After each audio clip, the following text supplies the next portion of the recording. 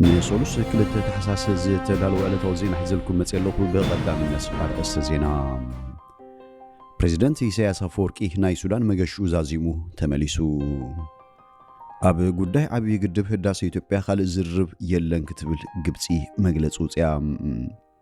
أب جرمن زي تود قداي إرتراويت زترخب ريسان أب كيد زاتوه والكسبن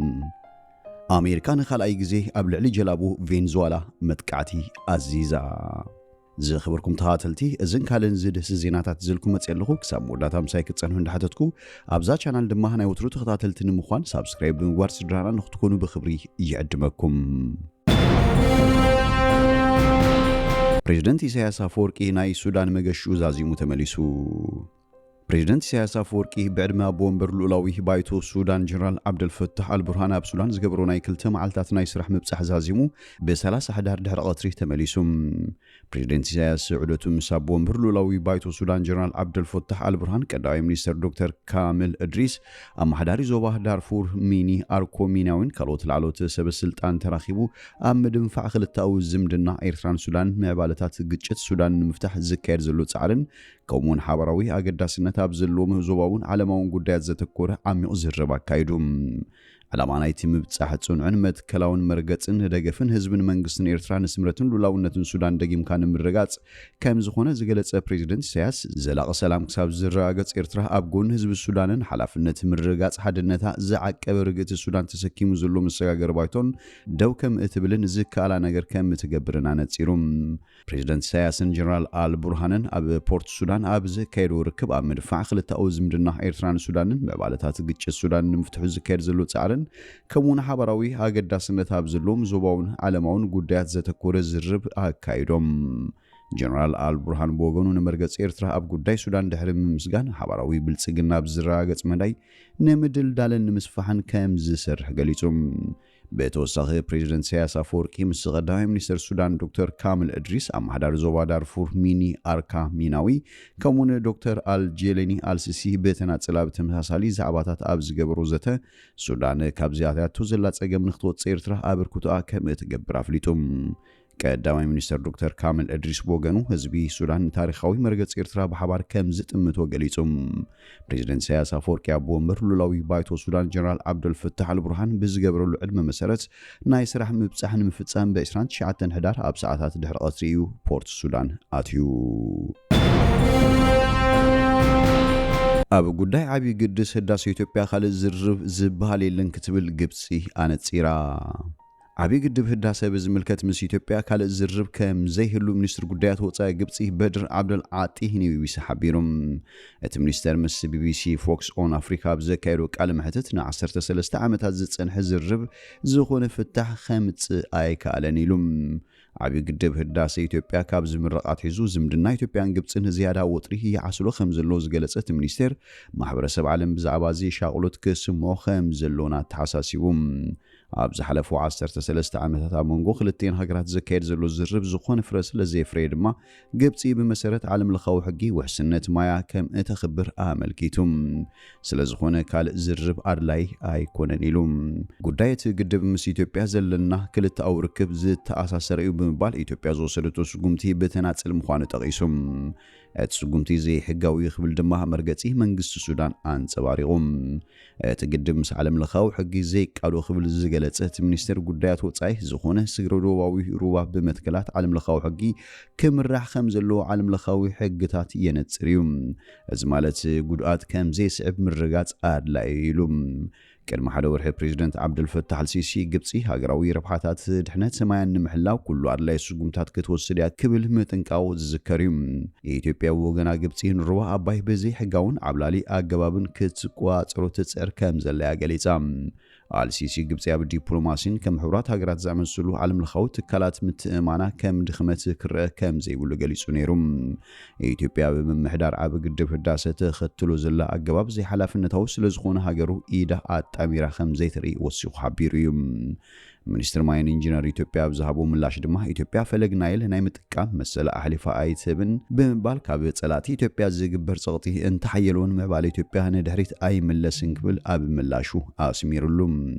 ሚኒስትር ጉዳያት ወፃኢ ግብፂ በድር ዓብድል ዓጢ ኣብ ቃለ መሕተቱ ዓብይ ግድብ ህዳሴ ኢትዮጵያ ካብ ዓለም ለኻዊ ሕጊ ወፃኢ ብሓደ ወገን ዝተወሰደ ስጉምቲ እዩ እዚ ዘሕዝን እዩ ስለዚ ተወከሱና ኣይንቕበሎን ኢና ኢሉ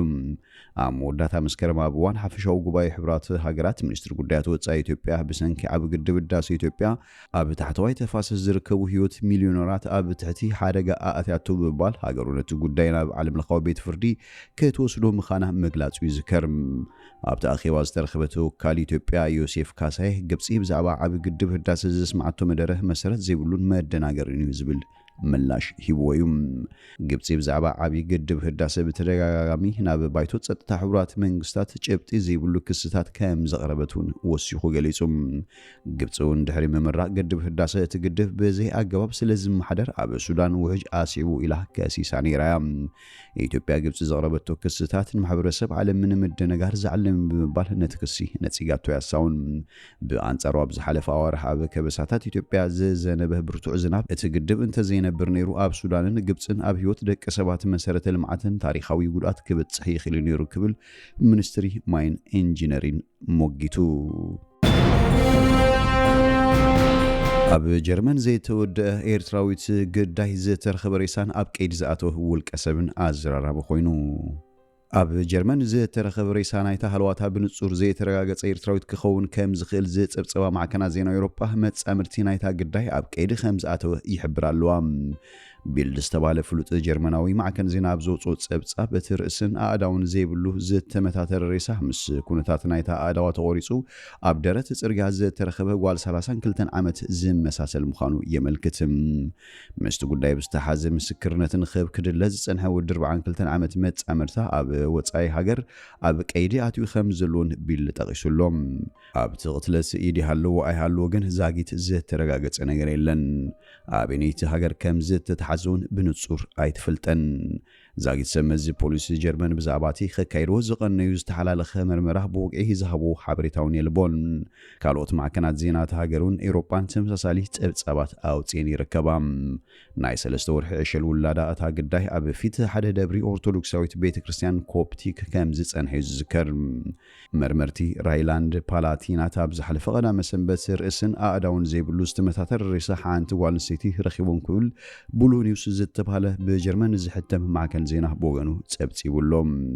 ኣብዚ ዓመት እዚ ንባይቶ ስደተኛታት ጀርመን ዝተወዳደረ ኤርትራዊ ጀርመናዊ ወደብ እዚ ዘስካሕክሕ ዜና ንኩሉ ኤርትራዊ ማሕበረሰብ ጥራይ ዘይኮነ ንመላእ ጀርመን ኣሰንቢዱ ብምህላው ማዕከናት ዜና ጀርመን ሰፊሕ ሸፈነ ሂበንኦ ኣለዋ ክብል ገሊጹ ወደብ ወሲኹን ቅድሚ ቁሩብ ኣዋርሕ ጳውሎስ ዝተባሃለ ቆልዓ ጠፊኡ ድሕሪ ምቕናዩ ሞይቱ ተረኺቡ ምንባሩ ብምጥቃስ ነዚ ክሰሙ ዘሰቅቕ ዜና እተ ቆርፂ ኣእዳው ኤርትራዊት መንእሰይ ምስኡ ኣተኣሳሲሩ ማሕበረሰብ ጀርመን ኣዝዩ ሰንቢዱ ከም ዘሎ ይግለጽ ኣብ ፈለማ ኣዋርሕ ናይዚ ዓመት ካብ ኤርትራውያን ስድራ ቤት ዝተወልደ ወዲ 6 ዓመት ጳውሎስ ዳዊት ካብ ቤት ትምህርቲ ወፂኡ ንመዓልታት ድሕሪ ምጥፉ ኣብ ከባቢ ዋይልበርግ ኣብ ዝርከብ ፈለግ ሞይቱ ከም ዝተረኸበ ይዝከር እቲ ሓድሽ ፍጻመ እውን ዛጊት ብዙሓት መልሲ ዘይረኸቡ ሕቶታት ዘለዎ ኣሰቃቂ ተረኽቦ ኮይኑሎም ፈለማ ናይ 3 ወርሒ ህፃን ኣብ ኣፍ ደገ ገዳም ቤተ ክርስቲያን ተረኺቡ ታክሲ ቻው ዝተባሃለ ማዕከናት ዜና ትቆልዓ በሰንበት ኣብ ቮልሶምስ ኣብ ዝርከብ ደብሪ ኣብ ዓረብያ ደቂሱ ተረኺቡ ክብል ሓደ በዓል መዚ ፖሊስ ከም ዝተዛረበ ገሊጹ ነይሩ ኣይጸንሐን ድማ ፖሊስ ዝተቆርጸ ኣእዳው ከም ዘሎ ዝገልጽ ሓበሬታ ብ16 ሕዳር 2025 ረኺቦም ፖሊስ ጀርመን ቅድሚ 10 ደቂቃ ህፃን ምርካቡ ኣብ ቀጽሪ ቤተ ክርስቲያን ሓሙሽታይ ዝሕብራ ዳርጋ ናይ ከተማ ቦን ዘለዋ መኪና ተራያ መንባራውን ኣፍሊጡ እዩ እታ መኪና ኣብ ከባቢ ኢድታ ኣደ ተቆሪጹ ዝተረኽበሉ ኣካባቢውን ከም ዝተራእየት ኣብ ምክትታል ከም ዘሎን ጠቒሱ ነይሩ በድሕሪ ፖሊስን ኣቦ ህፃኑን ኣብ ምድላይ ተዋፊሩ ከም ዘሎ ኣመልኪቱ ነይሩ ፖሊስ ሃገን ብዝሃቦ ሓበሬታ መሰረትቲ ኣብቲ A45 ዝተባሃለ ዝጽዋዕ መስመር ጽርግያ ዝተረኽበ ኣእዳው ናይ ሓንቲ ካብ ኤርትራ ዝመጸት ጓል 32 ሓታቲት ዖባ ኣደ ምዃኑ በኣስራ ጻብዕታ ከም ዘለለዩ ፀብጻባት ዝሕብሩ ሎሚ ኣማሲ ዝወፅእ ዘሎ ፀብጻባት ከም ዝሕብሩ ድማ ምስቲ ጉዳይ ብዝተሓዘ ክድለ ዝጸንሐ ወዲ 42 ዓመት መጻምርታ ኣብ ወፃኢ ሃገር ኣብ ቀይዲ ኣትዩ ከም ዘሎን እቲ ፀብጻብ ይጠቅስ ኣሜሪካ ንኻልኣይ ግዜ ኣብ ልዕሊ ጀላቡ ቬንዙዌላ መጥቃዕቲ ኣዚዛ ላዕለዋይ ኣዛዚ ሓይሊ ባሕሪ ኣሜሪካ ብልዕልታ ፀፀ ፋርስ ሒዛ ዝተባሃለት ጃልባ ቬንዙዌላ ካልኣይ ዙርያ ወታደራዊ መጥቃዕቲ ከካይድ ከም ዝኣዘዘ ዋይት ሃውስ ኣረጋጊጹ وهابيت قال وايت هاوس كارولين ليفيت بسوني هبزهبتو مجلسي أدميرال فرانك برادلي بمسارة سلطانون حقونيو سرحيولام ليفيت منستر مكلخال بيت هيكست نتمتقعتات كفتصم فقار كم زهبه أرغاغيصام كل سب خقتل جن تأزاز كم زهبه تصبصاب واشنطن بوست عملكيتم ات خلاي متقعتي خلت سبات كابتن اي مجمرتا متقعتي دحينوم ابتا تندرز نبرت مركب تطابيقوم دحر مصنح كم زتفصم ينገር አባላት ባይቶ ሪፐብሊካን ዲሞክራትን ብዛባቲ ጸብጻብ ስክፍቶም በመግላጽ ኮንግረስ እቲ መጥቃዕታት ክግምግም ምዃኑ አፍሊጡሎም ሊቪታብቲ በሶኒ ዘሃበቶ መግለጺ ፕሬዝዳንት ዶናልድ ትራምፕ ጸሐፊት ሄግሴትን በፕሬዝዳንት ዘተመዙ ናርኮ ሽብራውያን ጉጅለታት በመሰረት ሕጊ ኩናት ኢላማ ከም ዝኾኑ ብንጹር ገሊጾም የሚላም ካብ ተቀዳማይ መጥቃዕቲ ክልተ ሰባት ካብ ሞት ከም ዝድሓኑ ኮነ እቲ ኻልኣይ መጥቃዕቲ ንዖም ንምቕታል ዝዓለም ምንባሩ ግን ኣይተረጋገጸን ሄግሴት ኣብቲ ብክልተ መስከረም ዝተኻየደ መጥቃዕቲ ኩሎም ኣብታ መርከብ ዝነበሩ ሰባት ክቅተሉ መምርሒ ከም ዝሃበ ዝገልጽ ጸብጻብ ማዕከን ዜና ምስ ወጸ ብዛዕባ ሕጋውነት ወታደራዊ መጥቃዕቲ ኣሜሪካ ኣብ ልዕሊ ኣብ ካሪቢያን ዝርከባ ጀላቡ ዕጸፋርስ ዝበሃላ ስክፍታታት ፈጢሩ ሄግሴት ኣብቲ ጸብጻብ ንዝቐረበ ክስታት ብምንጻቅ ዝተፈብረኸ ቁጥዐ ዝፈጥርን ዘሰክፍን ክብል ገሊጽዎሎም በሶኒ አድሚራል ብራድሊ አሜሪካዊ ጅግናዩ ሐቀኛ ሙያዊ ሚቲሚታዊ ተደገፈየኑ አለው ክብል ኣብ ኤክስ ገጹ ጽሒፉሎም ኣብ ጎድን ዝወሰዱ ውሳኔታት ደው ኢላ ኣለኹ ኣብ ተልእኹ ክልተ መስከረም ካብኡ ንድሓር ካልእን ክብል ሓቢሩ ኣሜሪካ ብዝሓለፈ ሰሙናት ኣብ ካሪቢያን ወታደራዊ ህላው ኣብ መስፈፋሕ ኣብ ልዕሊ ምስጋል ዕጸፋርስ ዝጥርጠራ ጀላቡ ኣብ ዓለም ለኻውያን ማያት ቬንዙዌላን ኮሎምቢያን ተኸታታሊ መጥቃዕቲ ኣካይደንን እዚ ድማ ኣካል ናይቲ ትራምፕ ጸረ ዕጸፋርስ ዝብሎ ስርሒትዩም ካብ መጀመርታ ወርሒ መስከረም ጀሚሩ በተመጥቃዕቲ ልዕሊ 87 ተቐቲሎም ኣለዉ መምሕዳር ትራምፕ ናብ ኣሜሪካ ዝኣትዋ ዘይሕጋዊ ዕጸፋርስ ዝጻና ጀላቡ ብምዕናው ርእሰ ምክልኻል ይገብር ከም ዘሎ ይግለጽ እቲ መጥቃዕቲ ምስ ቬንዙዌላ ዝነበረ ወጥሪውን ብዓቢዩ ኣጋዲድዎ ይርከብ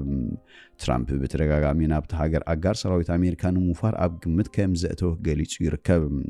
እዚ ኣባላት ባይቶ ኣሜሪካ ኣብዚ ጉዳይ ምጽራይ ክውስኽ ገይሮም እዮም ኣብ መወዳእታ ዝሓለፈ ሰሙን ኮሚቴ ዕጡቕ ኣገልግሎት ሰኔት ምስቲ መጥቃዕታት ዝተኣሳሰር ሓቅታት ንምውሳን ብርቱዕ ክትትል ከካይድ ክኢሉ እዩ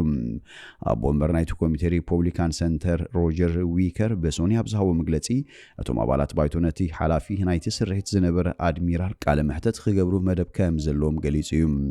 ወሲኹ ድማ እቲ ትእዛዛት እንታይ ምዃኑ ንምርኣይ ናይ ድምፅን ቪድዮን ቅድሓት ይደሊ ምህላው ሓቢሩ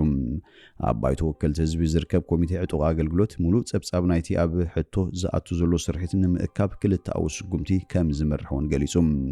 ኣብ ወንበር ናይቲ ዝለዓለ ደረጃ ዘለዎም ወታደራዊ መኮንናት ኣሜሪካ ዝሓቆፈ ሓባራዊ ሓለፍቲ ስታፍ ኣብ መወዳእታ ሰሙን ምስ ክልቲኡ ኮሚቴታት ዕጡቕ ኣገልግሎት ባይቶን ሰኔትን ተራኺቡ እዩ